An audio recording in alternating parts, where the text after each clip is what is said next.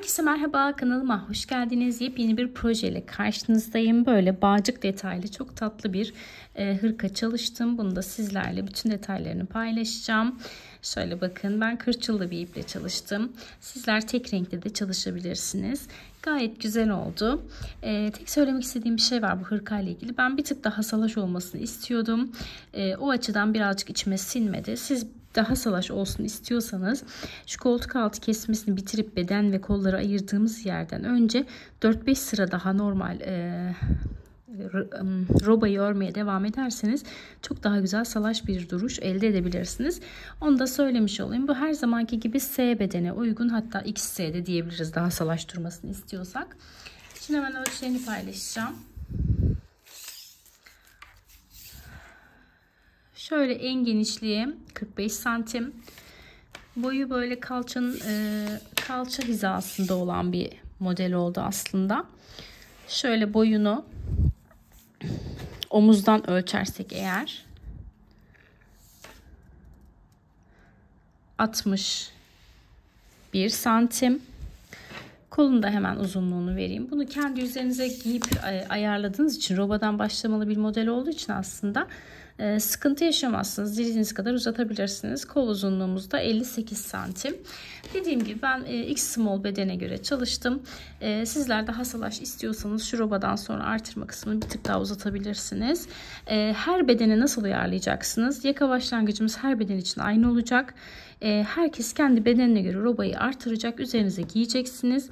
Ve robanın koltuk altınızı geçtiği zaman, koltuk altınız 2-3 santim geçtiği zaman o sizin bedeniniz ve istediğiniz ölçü olacaktır. Bu şekilde çok rahatlıkla uyarlayabilirsiniz. 6 milimlik misinalı şiş kullandım. Bir 100 santimlik bir de 40 santimlik. 40 santimlik misinalı şiş kolları örmek için çok rahat oluyor. Tavsiye ederim almanızı. Zaten bütün tuhafiyelerde var. 100 santimlik de bedeni örerken çok rahat bir şekilde örmemize yardımcı oluyor. Duruşu bu şekilde. Ben çok beğendim. İçime sindi. Sizler de benim kullandığım ip gibi kırçıllı ipler de kullanabilirsiniz. Sade de kullanabilirsiniz. Tek önemli nokta 6 milimlik şişle örmeniz. Ben bunu sarma ip olarak aldım Yunca'dan. Dilerseniz siz de benim gibi diğer renkleri falan da var. Onlardan da ulaşabilirsiniz. Dediğim gibi sade renklerde kullanabilirsiniz. O zaman vakit kaybetmeden videomuza geçelim. Videomu beğenmeyi, kanalıma abone olmayı, beni takip etmeyi unutmayın. İyi seyirler. Evet, 92 tane ilmeğimi attım. 14 sıra bir ters bir düz lastik örgü modelini uyguladım. Şimdi lastiğimizi çift kata çevireceğiz. Hemen bakın, sıra başındayım. Bulunduğum noktadan şöyle çeviriyorum lastiğimi. Direkt ilk ilmeği aşağıdan böyle giriyorum. Şişime takıyorum. Ve iki ilmeği birlikte düz olarak örüyorum. Şimdi bakın, yine aşağı kısmı baz alıyorum. Buradan şimdi ikinci ilmeğime şöyle giriyorum. İlmeği alıyorum, şişime takıyorum ve düz bir şekilde örüyorum. Artık örgümü düze çevireceğim için düz olarak devam ediyorum. Şimdi bakın, üçüncü ilmek için girdim. Şişime taktım. İki ilmeği birlikte örüyorum. Bir sonraki için aldım. Şişime taktım. İki ilmeği birlikte örüyorum. Devam ediyorum. Bakın, bir sonraki için yine aşağıdan hizasına denk gelen ilmeği aldım, şişime taktım. İkisini birlikte ördüm. Şimdi yine aşağıdan ilmeğimi şişime yerleştiriyorum. İkisini birlikte örüyorum. Burada ne yapmış olduk? Bakın, çift kat yapmış olduk. Devam ediyorum. Aynı şekilde aşağıdan ilmeğimi alıyorum. Şişime takıyorum. İkisini birlikte örüyorum. Yine arkadan ilmeği alıyorum. Şişime takıyorum. İkisini birlikte örüyorum. Evet, bu şekilde sıra sonuna kadar aynı işlemi tekrarlıyoruz.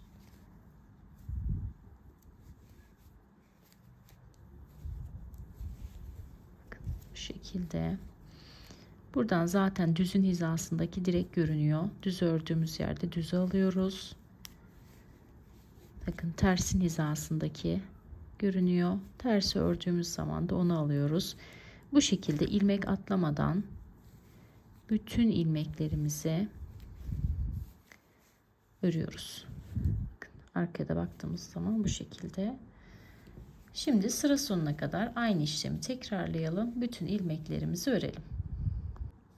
Evet, lastik kısmını iki kata çevirdikten sonra örgünün ters yüzünden bir sırada bütün ilmeklerimi düz bir şekilde ördüm. Şu an 92 tane ilmeğim var. Şimdi roba ayrımı için ilmekleri ayırmaya geldi sıra. Şimdi bakın sıranın başındayım. Saymaya başlıyorum. 2, 4, 6, 8, 10, 12, 14. 14 tane ilmeğimi yan için ayırdım. Araya bir ayraç takıyorum. Şurada 2 tane ilmeği roba için ayırdım. Yani yanla kolun robası için. Daha sonra geçiyorum kola. 2, 4, 6, 8, 10, 12, 14. 14 tane ilmeği de kol için ayırdım. Araya bir ayraç takıyorum. Yine 2 tane ilmeği de roba ayrımı için, arkayla kolun birleşim noktası için yani. Devam ediyorum. Arka için 2, 4, 6, 8, 10, 12, 14, 16, 18, 20, 22, 24, 26, 28 tane ilmeği arka için ayırdım. Şimdi arkayla kolun birleşim noktasında yine bir ayraç takıyorum. Şurada 2 tane ilmeğimi arkayla kolun birleşim noktasındaki roba için ayırdım. Devam ediyorum kolla. Yine 2, 4, 6, 8, 10, 12, 14 tane ilmeği diğer kol için ayırdım. Yine ayracım var. Arada 2 tane ilmeğim var. Yine diğer önle diğer kolun birleşim noktası için. Kalan 2, 4, 6, 8, 10, 12, 14 tane ilmeği de diğer yan için ayırdım. Şimdi bu şekilde ayırdıktan sonra örmeye başlıyoruz. Örgünün ön yüzünde artırma yapacağız. Roba kısımlarından, arka yüzde düz olarak öreceğiz. Artırma eksiltme yapmadan, yani bütün ilmeklerimizi ters olarak öreceğiz. Artırma yapmayacağız. Düzden kastım o. Şimdi sıranın başındayım. Kenar ilmeğimi örmeden aldım. Aradaki ilmekleri düz olarak örüyorum.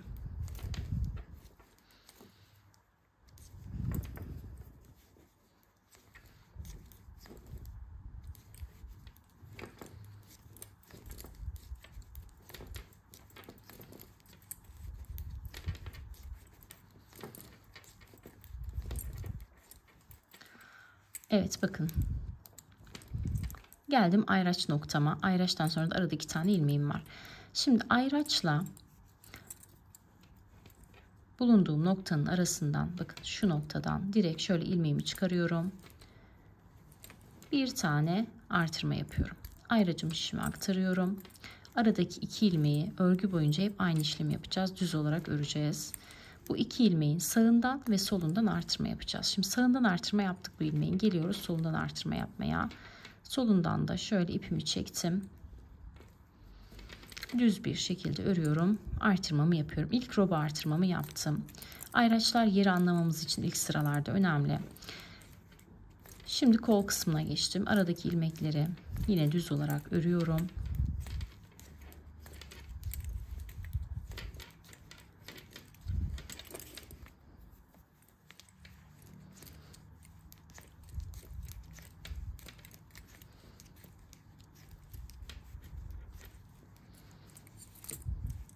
Şimdi aradaki ilmekleri ördükten sonra yine geldim roba ayrımına. Ayracım var, görüyorsunuz. Hemen ayraçtan önce şuradan ilmeği şöyle çekiyorum, ipi. Buradan bir ilmek çıkarıp düz bir şekilde örüyorum. Ayracıma aktarıyorum. Aradaki ayraçların arasında 2 ilmeği düz olarak örüyorum. Şimdi tekrar şu aradan bir tane ilmek çıkarıyorum ve örüyorum. Arka için ilmeklerimi düz olarak örüyorum, aradaki ilmeklerimi. Artırmaları sadece robadaki o ikili ilmeğin sağından ve solundan yapacağız.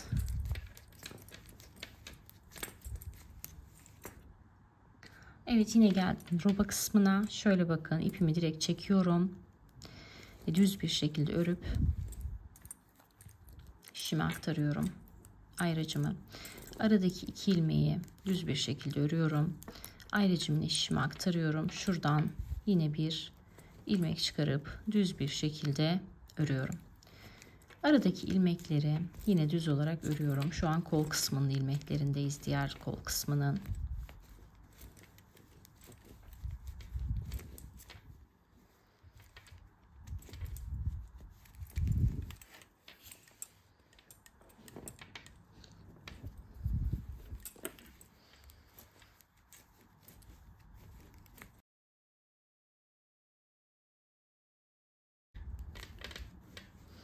Evet, bakın yine geldim ayraca. Hemen bir tane ilmeği çıkarıyorum ve düz bir şekilde örüyorum. Ayracıma aktarıyorum. Aradaki 2 ilmeği hemen düz olarak örüyorum. Ayracıma aktarıyorum ve yine bir şu aradan ilmek çekip roba için artırma yapıyorum. Bakın kalan ilmeklerimi de yan için düz bir şekilde örüyorum. Şimdi ilk artırmamızı yapmış olduk örgümüzün ön yüzünde. Arka yüzde herhangi bir artırma, eksiltme yapmadan ilmekleri gördüğümüz şekliyle öreceğiz.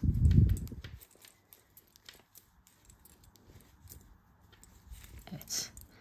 Hemen göstereyim arka yüzde de. Kenar ilmeğimi bakın yine örmeden aldım. Diğer ilmekleri gördüğüm şekliyle, yani ters olarak örüyorum. Herhangi bir artırma, eksiltme vesaire yapmıyorum.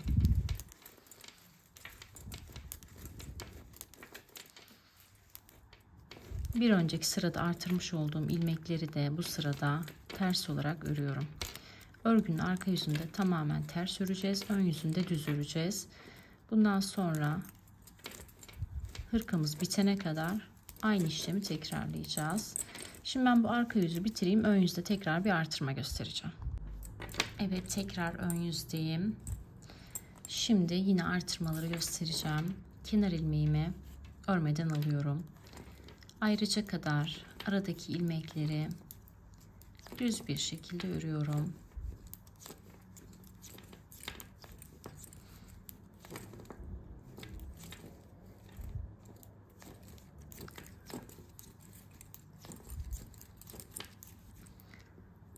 Bakın bir önceki sırada artırma yaptığımız ilmeği görüyor musunuz? Şuradan çıkarmışız. Onu da düz bir şekilde örüyorum. Şimdi ayracımı aktarıyorum. Yine bakın ortadaki 2 ilmek var. Bunun sağından bir tane ilmeği şöyle düz bir şekilde örerek bir tane artırma yapıyorum. Ayracı yanlış yere aktardım, pardon. Bu artırmayı yaptıktan sonra ayracı aktaracağız. Ayraç her zaman için şu ortadaki 2 ilmeğin sağında ve solunda duracak. Aradaki 2 ilmeği düz bir şekilde ördüm. Bakın. Ayracımı aktardım. Yine şuradan ilmek çıkarıyorum ve düz bir şekilde örüyorum. Bakın bir önceki sıralarda artırma yaptığımız ilmek. Bu artık büyümeye, uzamaya başladı. Onu da düz bir şekilde örüyorum. Aradakileri yine düz olarak örüyorum. Diğer robaya kadar.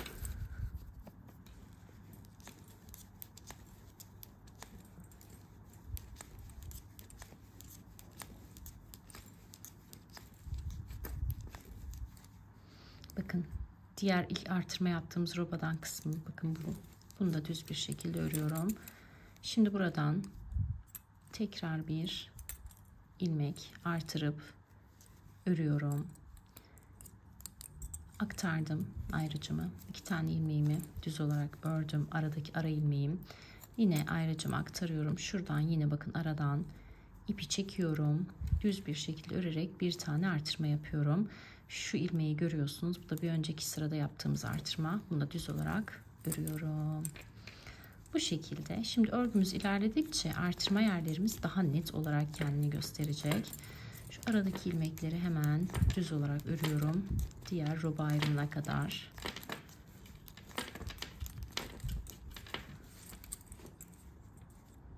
Geldim diğer roba ayrımına. Hemen bakın. Şuradan ilmeğimi çekiyorum. Ve düz bir şekilde örüyorum. Şişime aktarıyorum. Şişime aktarıyorum ayracımı. Aradaki 2 ilmeği düz olarak örüyorum roba ilmeklerime. Yine ayracımı şişime aktarıyorum. Şu bakın bir önceki sırada artırma yaptığımız ilmek, hemen onun sağından yine artırmamı yapıyorum. Kalan ilmekleri de düz olarak örüyorum. Yani o 2 ilmeğimiz sabit kalacak. Onun sağından ve solundan ön sıralarda artırma yapacağız.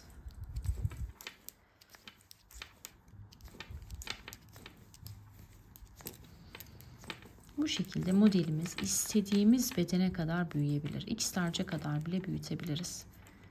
Ayrıca aktardım. Hemen şuradan ilmek çıkardım, ördüm.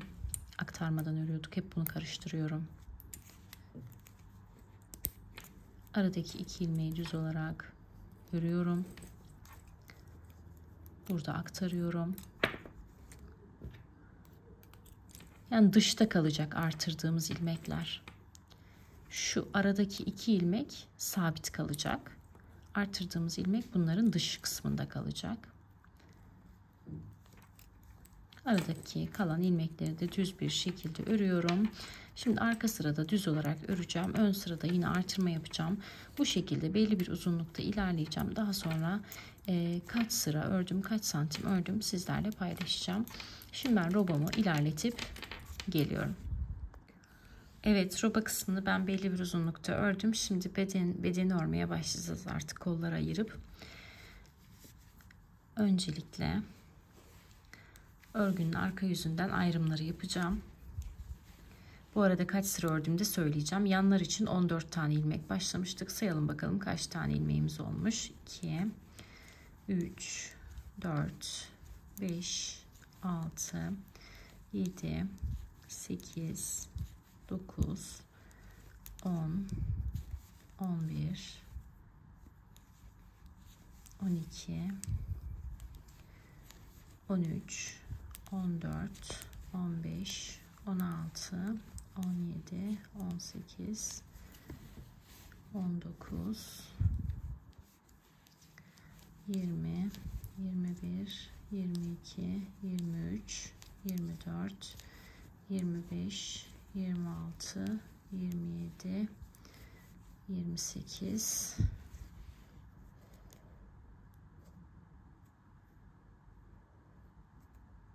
evet, tam olarak 28 tane ilmeğim var. Bu kısımda 14 tane ilmeğimiz vardı. Yani toplamda 14 sıra artırma yapmışız. Şimdi şurada artırma ilmeklerimiz vardı ya, ortada sabit kalan roba ilmeklerimiz. Onlardan bir tanesini de yan için ayırıyorum. Örüyorum. Şu kol için olan aradaki ilmeklerimi örmeden şişime aktaracağım. Arkayı ve yanları öncelikle bir öreceğim. Buradaki ilmekleri hemen şöyle 2, 3, 4, 5, 6, 7, 8, 9, 10, 11, 12, 13, 14, 15, 16, 17, 19, 20.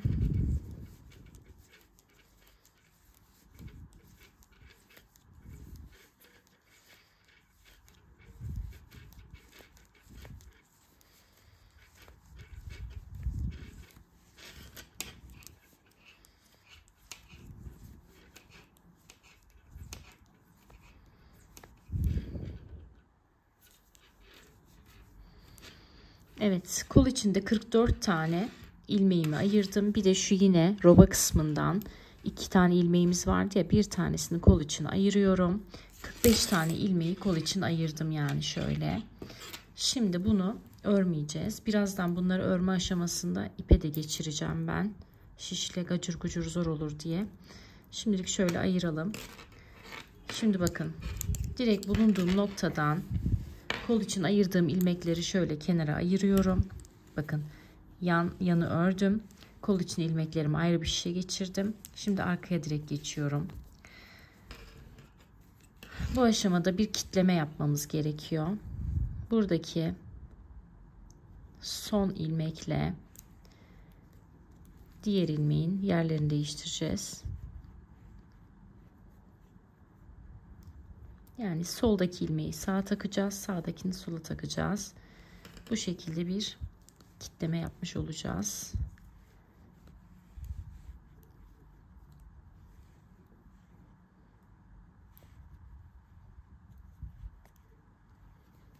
Evet, şimdi bu şekilde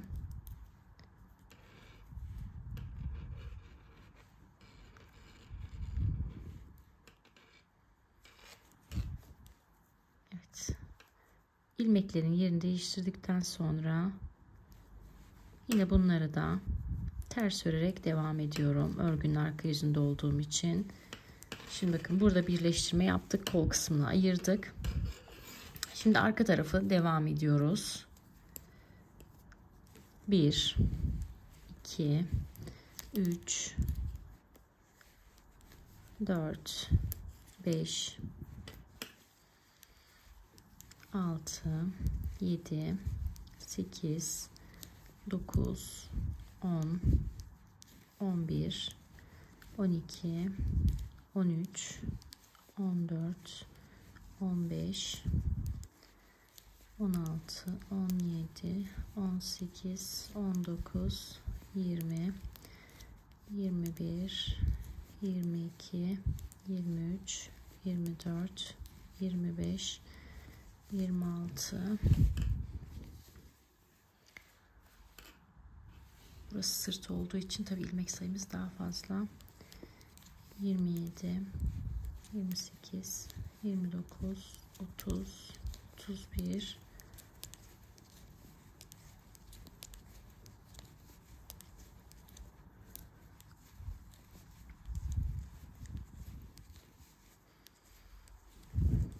40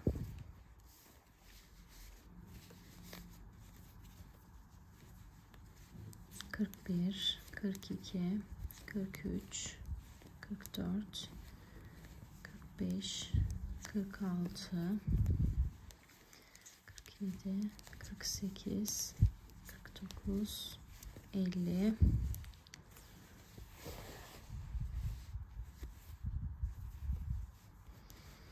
51 52 53 54 55 56 57 ve 58. 58 taneyi de bakın arka için ördükten sonra şuradan bir tane de yine roba ayrımı var. Kolla arkanın birleşim noktası. Buradan bir tanesini de arkası için örüyoruz. Toplam arkası için 59 tane ilmeğimiz oldu. Şimdi şu kol için olan ilmekleri yine başka bir şişe geçireceğim. Buraları daha sonra öreceğiz, kolları. 4 5 6 7 8 9 10 12 13 14 15 16 19 20 21 22 23 24 26 27 28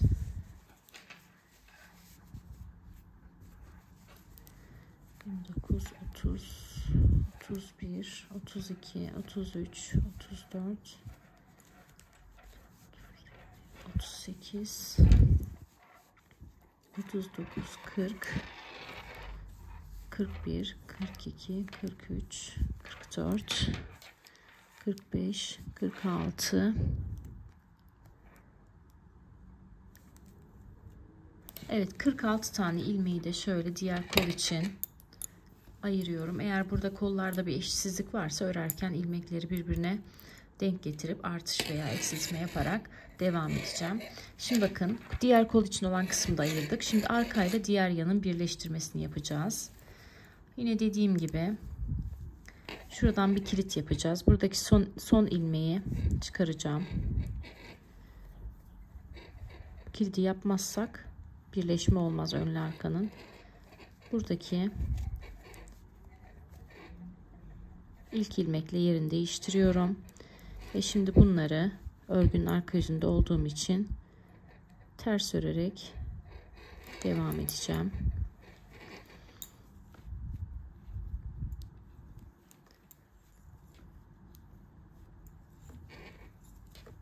Ters. Şimdi şunu da ters örüyorum. Evet. Şimdi yanlar için devam ediyorum. 1 2, 3, 4, 5, 6, 7, 8, 9, 10. Evet, bu yanda da 28 tane ilmeğimi birleştirdim. Bakın, yani önleri ve arkayı birleştirmiş olduk. Kolları ayırmış olduk. Şimdi şu gıcırtıyı önlemek için ve rahat örebilmek için kollarda misinalı şişe geçirdiğim kısımları, kol kısımlarını normal ipe geçireceğim, sağı ve solu. Daha sonra şuralarda kaç santim ördükten sonra robayı bitirmişiz, onu da hemen söyleyeceğim. Şuraları bir ipe geçirip geliyorum.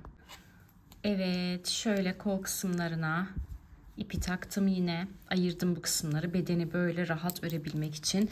Bu arada şu robanın santim olarak ölçüsünü vereceğim. Kaç santim ördükten sonra kesme yaptım, hemen onu söyleyeceğim size. Diğer bluzda, kazakta pardon, daha şu kısmı kısa tutmuştum ama bu şey olduğu için, bu hırka olduğu için bir tık daha salaş olmasını istedim. O yüzden de bu roba kısmını bunda 20 santim tuttum. Yani 20 santim ördükten sonra artık bedeni ayrı olarak örüp kolları ayrı olarak örmeye geçtik. Şimdi bakın, kolları buralardan ayırdık. Bedeni alttan döne döne öreceğiz. Beden kısmında da şu an sayalım bakalım kaç tane ilmeğimiz varmış. Evet, beden kısmı için yanlar ve yani arka için toplamda 120 tane ilmeğim var.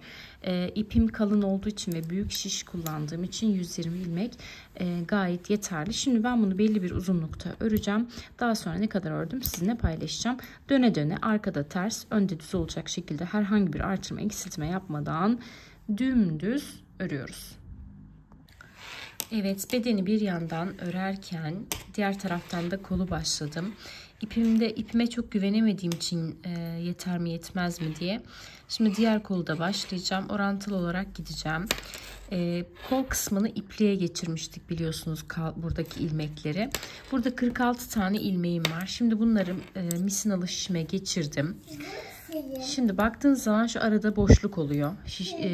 İlmeklerimizi geçirdiğimiz kısımdan şu koltuk altını düz ördüğümüz kısım arasında koltuk altı kısmında açıklık var. Buralardan da ilmek çıkararak gideceğiz. Şimdi 46 tane ilmeğimi şişime geçirdim. Şöyle ipimi alıyorum.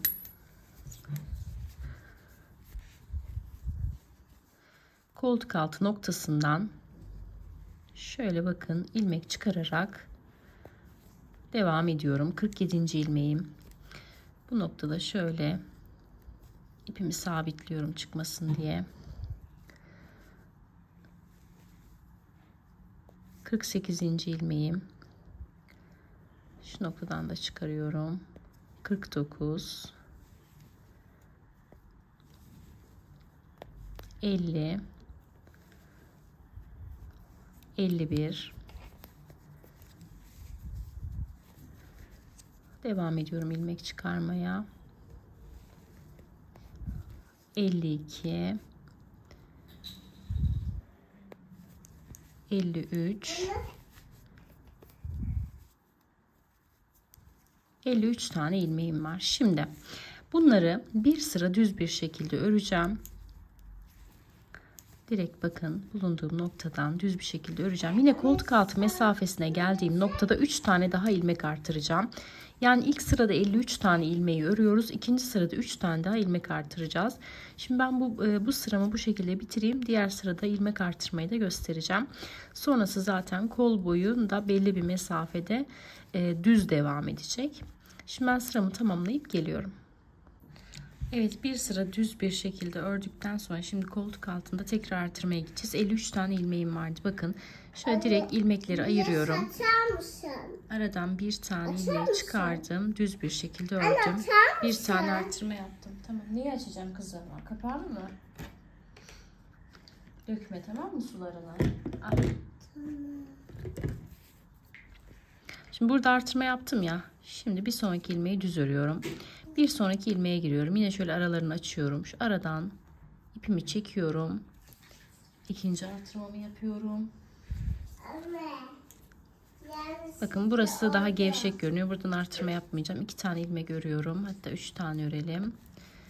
Şuradan bir tane daha ip çekiyorum ve 3. artırmamı da yapıyorum. Toplamda 56 tane ilmeğim oldu. Şimdi bu 56 ilmeği belli bir uzunlukta öreceğim. Daha sonra birkaç ilmek daraltacağım. Ne kadar ördüm sizinle paylaşacağım. Şimdi ben bir örüp döneceğim. Evet, 56 ilmek başladığımız kolu belli bir uzunlukta ördükten sonra 3 tane ilmek kesiyoruz. 53'e indiriyoruz. Kaç santim ördükten sonraymış hemen paylaşalım. Şu bakın tepe kısmından başlıyoruz. Bir saniye canım.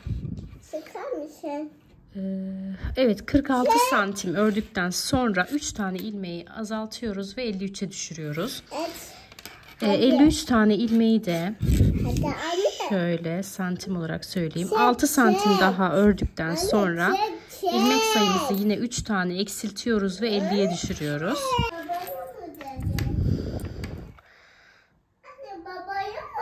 Evet, 50 tane ilmeği de yine şöyle santim olarak söyleyeyim. 4 santim ördükten sonra şimdi lastik kısmına geçiyoruz. Toplam kaç santimden sonra lastik kısmına geçmişiz onu da hemen paylaşayım.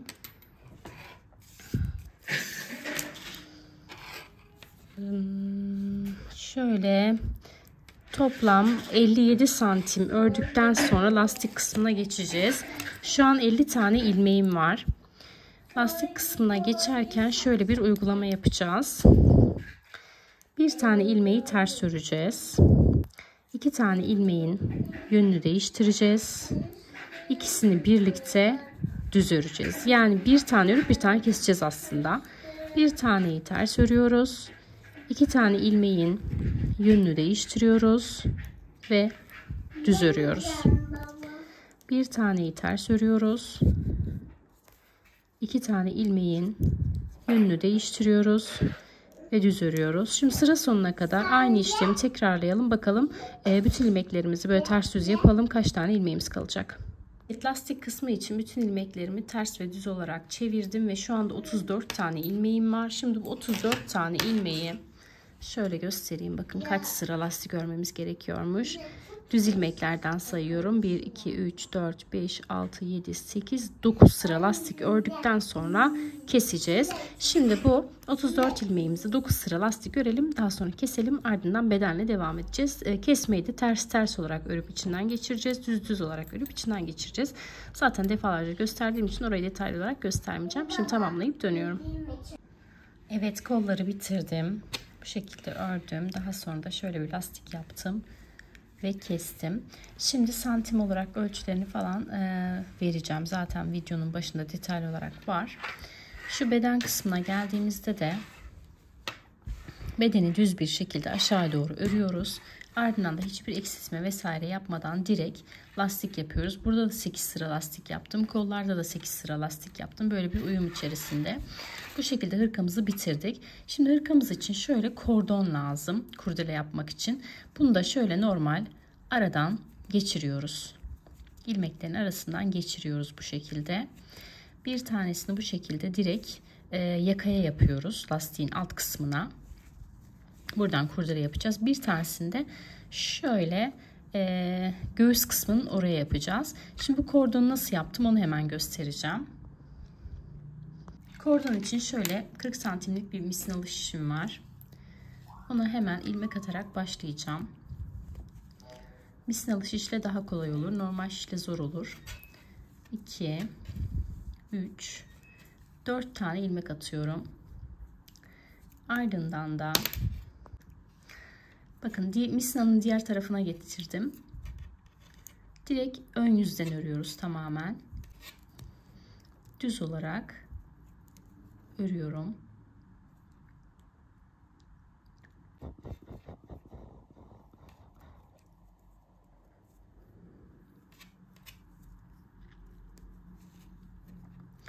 İkinci ilmeğimi de düz örüyorum.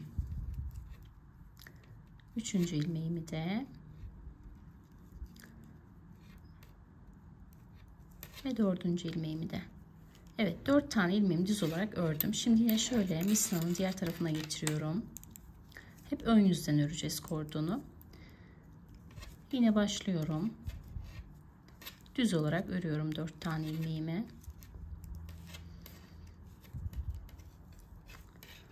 Yine getiriyorum. Diğer tarafa. Hiç arka yüzden örmüyoruz. Tamamen ön yüzden örüyoruz. 1 2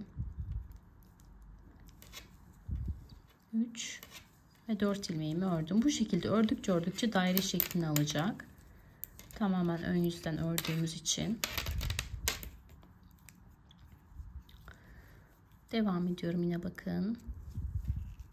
Düz olarak örüyorum.